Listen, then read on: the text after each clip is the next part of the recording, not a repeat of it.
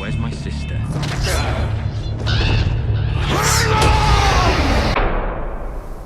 This latest episode is titled Blood of My Blood, and as some characters discover, you can try to walk away from your family and your heritage, but it isn't so easy. 3 important characters have previously taken vows to renounce their houses, family, and name. Jaime when he joined the Kingsguard, Sam when he joined the Night's Watch, and Arya when she joined the Faceless Men. But, whether by choice or by force, all 3 of them have reclaimed their family's legacy. Since escaping from Westeros, Arya has repeatedly denied her Starkness. What's your name? No one. A girl has no name. Does she truly want to be no one? Yes.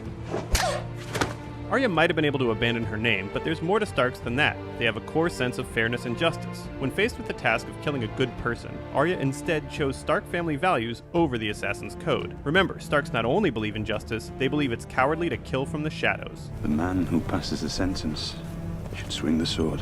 And Arya also chose revenge, which is what her speech to Lady Crane was about. She wouldn't just cry. She would be angry.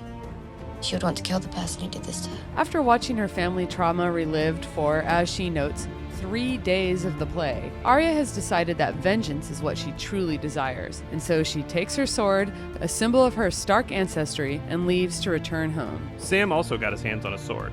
Heartsbane, the Valyrian steel that's been in his family for 500 years. Taking the sword wasn't just an FU to his dad. Sam knows that Valyrian steel can do a lot more good against White Walkers than it can sitting on a mantle. He's not renouncing the Watch, he's merging it with his Tarliness and his new family. While we don't see Jon Snow this episode, Sam's story certainly has echoes of Jon's, and perhaps foreshadows the decision Jon could make in the future. Not to choose between his role in the Night's Watch and his identity as a Stark, but find a way to combine the two, while also wielding a Valyrian steel sword.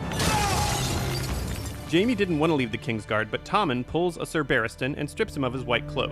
He doesn't seem to realize it or care, but this makes Jaime the heir to Casterly Rock once again, which was always Tywin's ultimate dream. You'll return to Casterly Rock and rule in my stead. And remember the story of how young Tywin flooded out the Castemirs to take their castle? And finally one day, he rebelled against my father. Do you know where House Rain is now? Gone.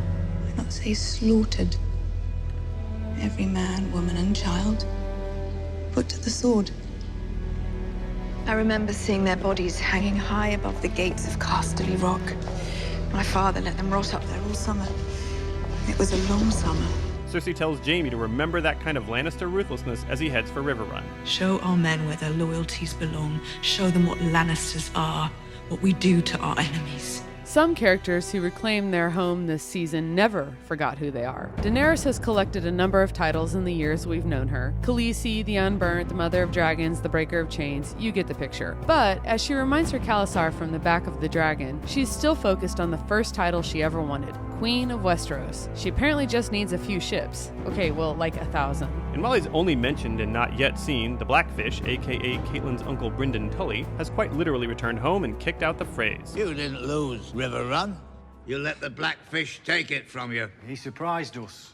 He knows the castle better than anyone. You did lose the Blackfish after the Red Wedding.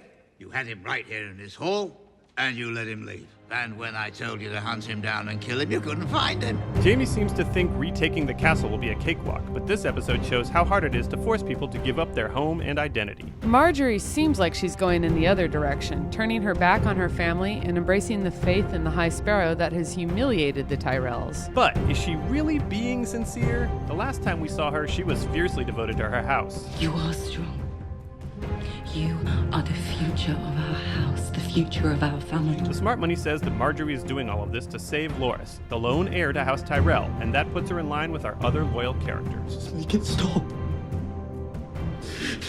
This entire season seems to be about just this. People returning home to claim what is theirs. This isn't just good for these individual characters, though, but for the realm itself. The White Walkers clearly want to pounce on a kingdom that is in disarray, but with some of our strongest characters retaking their homes and names and standing up for themselves, the Walkers might find that Westeros isn't quite as weak as they previously supposed. Will we visit with Jon and Sansa on the road to reclaim their heritage? We'll find out next week on House Slate.